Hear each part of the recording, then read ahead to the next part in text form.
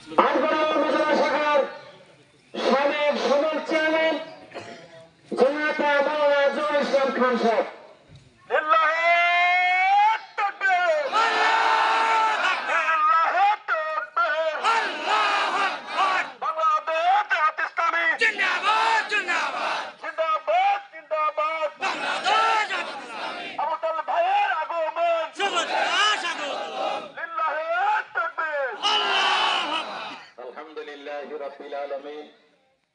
والصلاة والسلام على رسوله الكريم وعلى آله وصحبه أجمعين। বাংলাদেশ জামাত ইসলামে লক্ষ্মীপুর ইউনিয়ন শাখা কর্তৃক আয়োজিত আজকের এই সমাবেশের সম্মানিত সভাপতি মাওলানা মিজানুর রহমান, আজকের প্রধান অতিথি বাংলাদেশ জামাত ইসলামের কেন্দ্রীয় মজলিসে শুরার অন্যতম সদস্য, রাজশাহী বিশ্ববিদ্যালয় সিনেট এবং রুয়ার সম্মানিত সদস্য, জেলা জামাতের সম্মানিত আমির, জামাত মনোনীত ঈশ্বরদী আটঘরিয়া পাবনা ৪ মনোনীত এমপি পদপ্রার্থী অধ্যাপক আবু তালেব মন্ডল, উপস্থিত আছেন পাবনা জেলা কর্ম পরিষদের অন্যতম সদস্য মাওলানা গোলাম রব্বানী খান জুবায়ের, আটঘরে উপজেলার সম্মানিত আমির, সেক্রেটারি সহ অন্যান্য নেতৃবৃন্দ, প্রিয় লক্ষ্মীপুরবাসী, আসসালামু আলাইকুম ওয়া রাহমাতুল্লাহি ওয়া বারাকাতুহু। আল্লাহ শুকরিয়া আদায় করছি এই জন্য যে গত বছরের কয়েকদিন আগেই এই লক্ষ্মীপুর বালুঘাটার মানুষ রাতের বেলা আমাদের ফোন করে বলতো যে আমাদের অমর ভাইকে ধরে নিয়ে গেল। ঠিক কিনা বলেন? দীর্ঘ 15-16 বছর আমরা এই অস্থিরতার মধ্যে ছিলাম। বিশ্বের সর্বনিকৃষ্ট স্বৈরাচার ফ্যাসিস্ট শেখ হাসিনা বাংলাদেশের উপরে এমন কোন জুলুম অত্যাচার নাই যে করে নাই। বাংলাদেশের বিরোধী মতের, বিশেষ করে জামাত ইসলামের কোন নেতৃবৃন্দকে তারা ঘরে থাকতে দেয় নাই। আমাদের ভাইদেরকে শত শত নয়, লক্ষ লক্ষ মামলা দেওয়া হয়েছে, লক্ষ লক্ষ মানুষকে গ্রেফতার করা হয়েছিল এবং জামাত ইসলামের শীর্ষস্থানীয় নেতৃবৃন্দ সহ শত শত মানুষকে তারা শহীদ করেছে।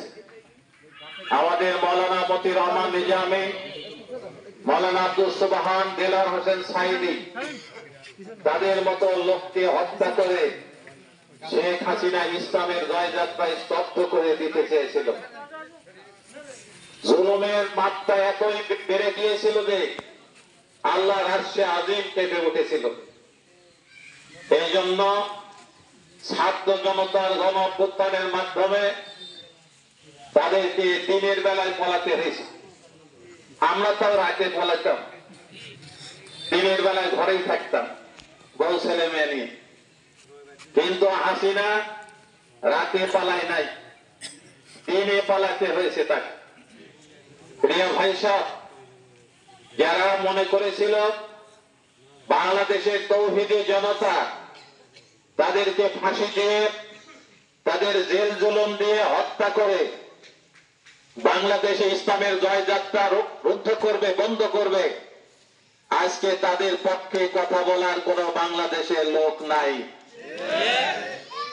প্রিয় ভাইয়েরা, আমরা এই জন্য প্রায় বলি শেখ হাসিনা তৌহিদি জনতার উপরে অস্ত্র ধারণ করে, তাদের উপর জুলুম করে, নির্যাতন করে, আমাদের নেতৃবৃন্দকে শহীদ করে, ফাঁসির কাস্টে ঝুলিয়ে হত্যা করে তাদেরকে বাংলাদেশ থেকে বিদায় করে দিয়েছে। তারা মনে করেছিল জামাত ইসলামের পক্ষে কথা বলার আর কোন লোক থাকবে না। কিন্তু শুধু কথা বলাই নয়, আমাদের নেতৃবৃন্দ বলেছেন, মাওলানা মতিউর রহমান নিজামী, আবার এই রক্তের উপরে ইসলাম প্রতিষ্ঠিত হবে ইনশাআল্লাহ।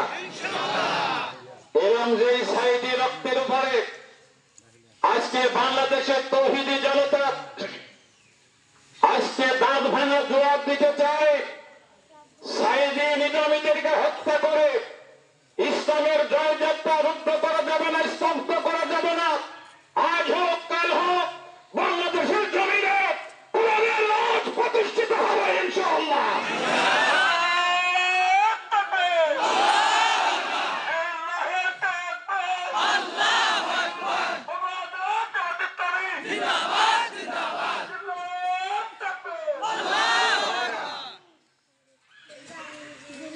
আজকে বাংলাদেশ জামাত ইসলামী আমি শহীদ মাওলানা মতিউর রহমান নিজামী যে কথা বলেছিলেন যে আমার রক্তের উপরে বাংলাদেশে ইসলাম কায়েম হবে ইনশাআল্লাহ, তাই হতে চলেছে। আপনারা একটু আগে শুনলেন ঢাকা ইউনিভার্সিটি ডাকসুর নির্বাচন, যে ডাকসুতে শিবিরের কথা বলা নিষেধ ছিল, যে ডাকসু জাহাঙ্গীরনগর বিশ্ববিদ্যালয় যেখানে ছাত্রলীগ 100 ধর্ষণ করে সেঞ্চুরি পালন করে শেখ হাসিনা পুরস্কার স্বরূপ তাকে চাকরি দিয়ে গেছে। সেই জাহাঙ্গীরনগর ইউনিভার্সিটি এবং ডাকসু থেকে আজকে বিজয় আপনার সেখান থেকে শুরু হয়েছে জামাত এবং শিবিরের। এই বিজয় আগামী 2026 সালে এই বাংলাদেশের মস্তক কাঁপিয়ে দিতে পারে। বাংলাদেশের ভূখণ্ড জামাত ইসলামের পক্ষে যাবে, এই ভয়ে ভারত প্রকম্পিত।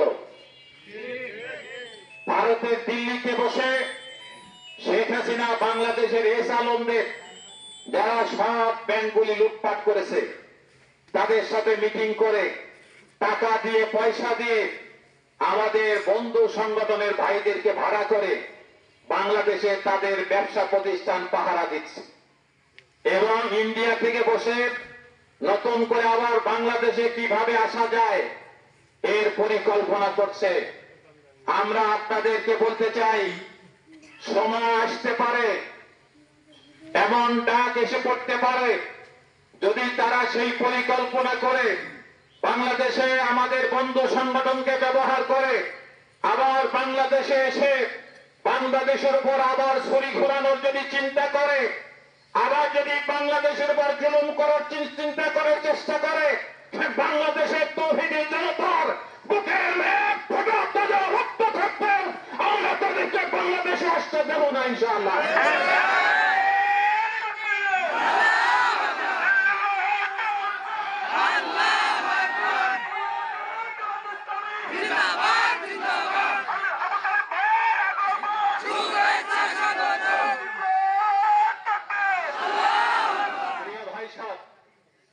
আমাদের বন্ধু সংগঠনের ভাইদের মাথা খারাপ হয়ে গেছে। আমরা পিআর পদ্ধতির নির্বাচন চাইছি, এই জন্য তাদের মাথা খারাপ। কারণ তাদের পরিকল্পনা ছিল আওয়ামী লীগকে সাথে করে নিয়ে প্রশাসনকে ব্যবহার করে আবার দিনের ভোট রাতে করা যায় কিনা এই পরিকল্পনা নিতে আগাচ্ছিল। জামাত ইসলামী পিআর পদ্ধতি এটার প্রবর্তক। আমরা চাইছি যে আপনার দলে ভোট দিতে হবে। পিআর পদ্ধতির মাধ্যমে যদি নির্বাচন হয় তাহলে সব দল পার্লামেন্টে অংশগ্রহণ করতে পারবে, সুন্দর একটা দেশ আমরা গঠন করতে পারবো। তা যদি না হয় আবার আজকে যারা নিজেরাই ক্ষমতায় যেতে চাচ্ছে, 1 বছর বাংলাদেশের নতুন স্বাধীনতা এসেছে, 1 বছরে ক্ষমতা যাওয়ার আগেই যা উপহার বাংলাদেশের জনগণকে দিয়েছে, তাহলে ক্ষমতা যাওয়ার পরে কি উপহার দেবে বাংলাদেশকে? আবারও দেশে স্বৈরাচার জন্ম লাভ করবে। এই জন্য জামাত ইসলামী চায় আর বাংলাদেশে নতুন করে যেন কোন স্বৈরাচার জন্মগ্রহণ না করে। পিআর পদ্ধতির নির্বাচন হবে। এই পিআর পদ্ধতি নির্বাচনের বিরোধিতা করছে বাংলাদেশে মাত্র একটা দল, তারা বিরোধিতা করছে। কারণ তারা মনে করছে যে আমরা ক্ষমতায় চলেই আসছি। প্রিয় ভাইয়েরা, আল্লাহর কোরআন সাক্ষী দিচ্ছে, লাইন শাকারতুম লাযিদান্নাকুম ওয়া লাইন কাফারতুম ইন্না আযাবি লাশাদীদ। আল্লাহ তাআলার বক্তব্য হলো আল্লাহর শক্তি আপনার নিয়ামতের শুকরগুজারি করতে হবে। যদি কেউ অস্বীকার করে তাহলে আল্লাহর গজব এসে পড়তে পারে। তারা ছাত্র জনতার গণ আন্দোলনকে বিশ্বাস করে না, তাদেরকে ধরে মারছে রাস্তায়, তাদের মন ভেঙে দিচ্ছে তারা। অথচ 1 বছর আগে তারা শেখ হাসিনার দাপটে কথা বলতে পারে নাই। এই ছাত্র জনতাই তাদেরকে কথা বলার সুযোগ করে দিয়েছে। আজকে তাদের নাশকতা করছে তারা।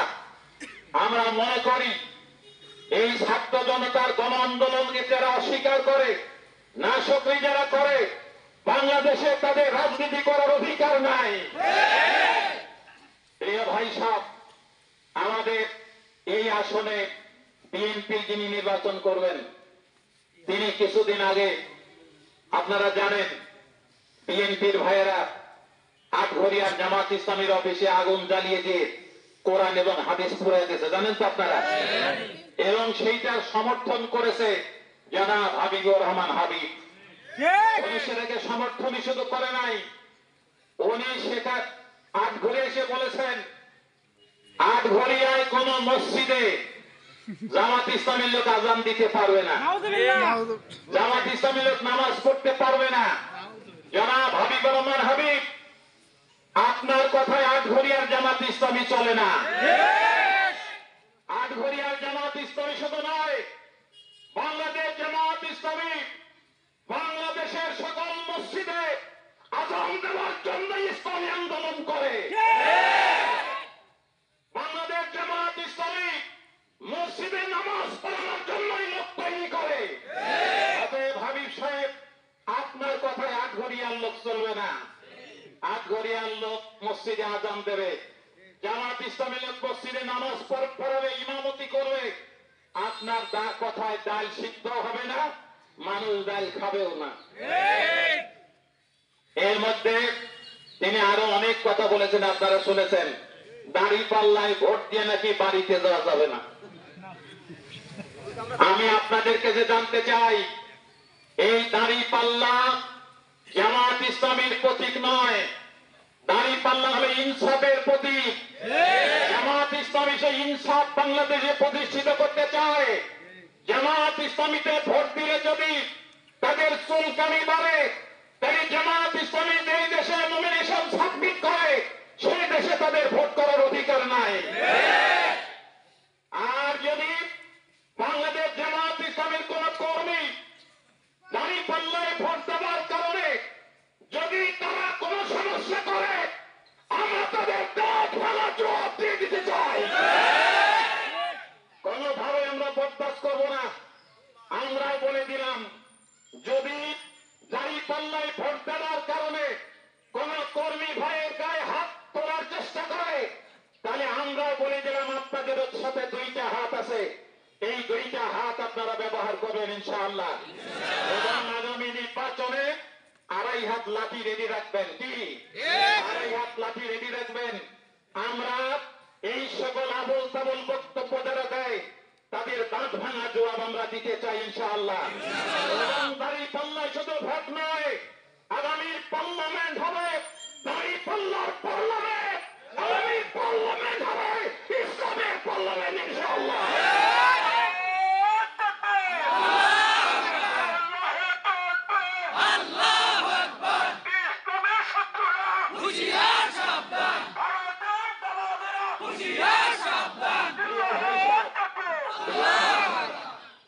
এই জন্য আমরা পাবনা চাই আটঘরিয়া ঈশ্বরদের আসন বাংলাদেশ জামাত ইসলামী পাবনা জেলা জামাতের আমির অধ্যাপক আবু তালেব মন্ডলকে নমিনেশন দিয়েছেন।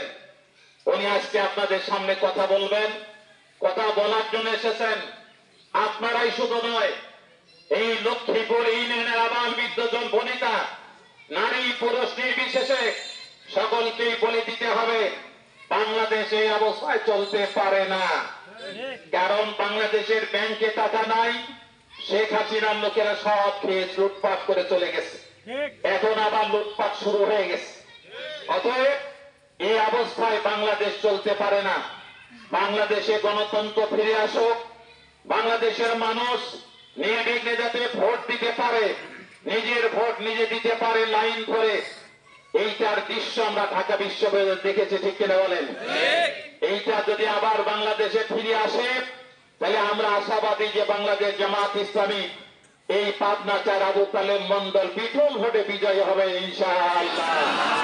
কি আপনারা ভোট দেবেন তো? সবাই ভাবিরা দেবে তো ইনশাআল্লাহ, ছেলে মেয়েরা দেবে তো ইনশাআল্লাহ। আমাদের প্রতীক কি আছে?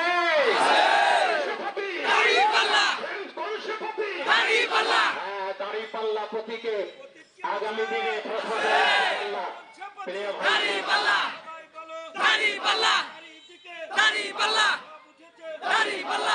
ভাই সাহেব, সময় একেবারে কম। আমরা অনেক কথা বলতে চাই, সবাই পারমিট করে না। এই জন্য আমি আপনাদের ভাই, 5 বছর আপনাদের চেয়ারম্যান করেছি, আমরা আপনাদের খেদমত করার চেষ্টা করেছি। ভাঙা ঘরে থাকি, স্টিল দিয়ে পানি পড়ে। প্রিয় ভাই সাহেব, বাংলাদেশ জামাত ইসলামী 2 জন মন্ত্রীও বানাইছিল, তাদের বাড়িতেও পানি পড়ে। তারা দুর্নীতি করে নাই একটিও। এইটা বেগমপাড়া বাড়িও আমরা বানাই নাই। এই জন্য তারা ভীত সন্ত্রস্ত আমাদের বন্ধু সংগঠনেরা। এখন ওরা বলছে ডাকসু এবং জাকসু নির্বাচনের পরে চট্টগ্রাম, রাজশাহী এবং কুষ্টিয়া, আরো কুমিল্লা যেসব ইউনিভার্সিটি আছে, এখানে যদি ছাত্র শিবির আবার অংশগ্রহণ করে, তাহলে ছাত্র দল অংশগ্রহণ করবে না। শুরু যদি হয়ে যায়, আবার যদি আমরা তালেব মন্ডলের পাবনা চারে দাঁড় করা দেই, এখানেও যদি রাগ করে, তাহলে ভালোই হয় নাকি? কম তাহলে আর আমারে দাঁড়িপাল্লা নিয়ে এত দৌড়াদৌড়ি করা লাগবে না নাকি? কম আমরা সেই চাই যে এখানে ঘোষণা দিই যে তালেব মন্ডল যদি দাঁড়িপাল্লা নিয়ে পাবনা চারে দাঁড়ায়, তাহলে আমরা নাই।